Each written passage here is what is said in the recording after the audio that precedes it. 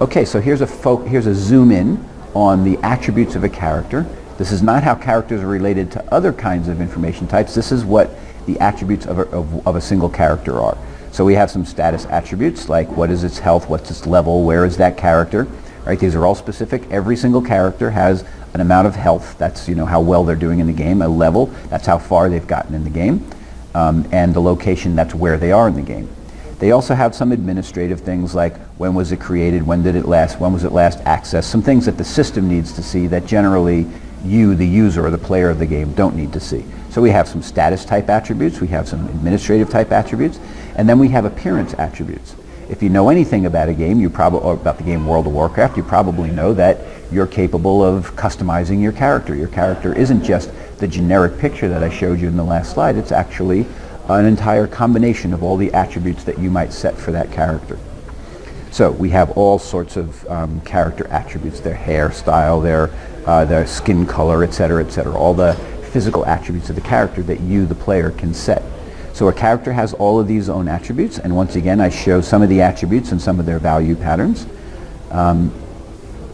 Maybe the only one I'll focus in right now is the skin color attribute.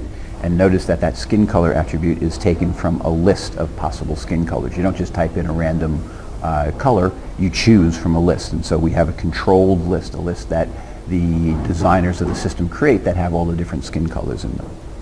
All right, now let's take a look at how we might use those attributes, the physical attributes of your character, to actually give you a character. Okay, so in the past what I've showed you is I pull information out of the database and then I put it on the screen. I fill in a slot on the screen. What I want to show you now is that it can be way more sophisticated than simply pulling information out of the database and slotting it into some place on the screen. Here's the way the character looks on your screen. Notice that the character has, in the picture, in the image, the character has a gender, it has a skin color, it has a hairstyle, it has a hair color, it has a particular kind of facial hair. All of those are attributes that you get to set. And when you set those attributes, they're stored in the database. We've talked about that before. You use some kind of form, you say, what do I want my character to look like? You hit a submit button, the processing tier of the application manipulates that information, processes it, and then stores it in the database as all the things that you chose.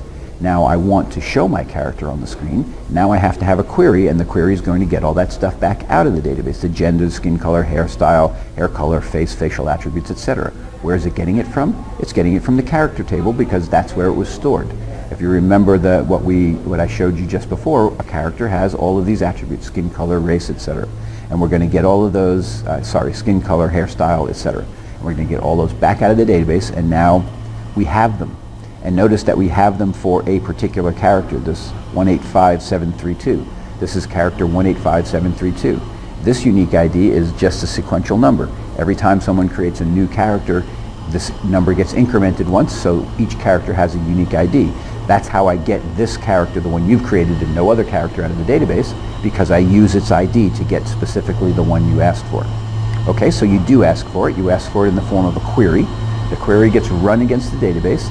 The database returns, that's the right word to use, the database returns a record that has all this information in it, and now I have to turn that into something that's on the screen.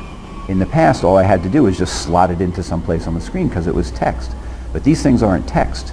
So instead, what happens with these pieces of information is they go into some complicated algorithm, and this one probably is very complicated because we have to construct the visual image of a character from different attributes. And so you can imagine some programmer spent a long time figuring out no matter which kinds of attributes I use, I can always create a character that looks like those attributes. If I choose one kind of facial hair, then that facial hair will show up. So a very sophisticated algorithm that it takes to translate the data here into some look and feel, into some actual character. And this is part of the sophistication of a game like World of Warcraft, is that you can specify in text how I want my character to look, and then a very sophisticated algorithm changes all of your choices into an actual character, one that looks in a certain way.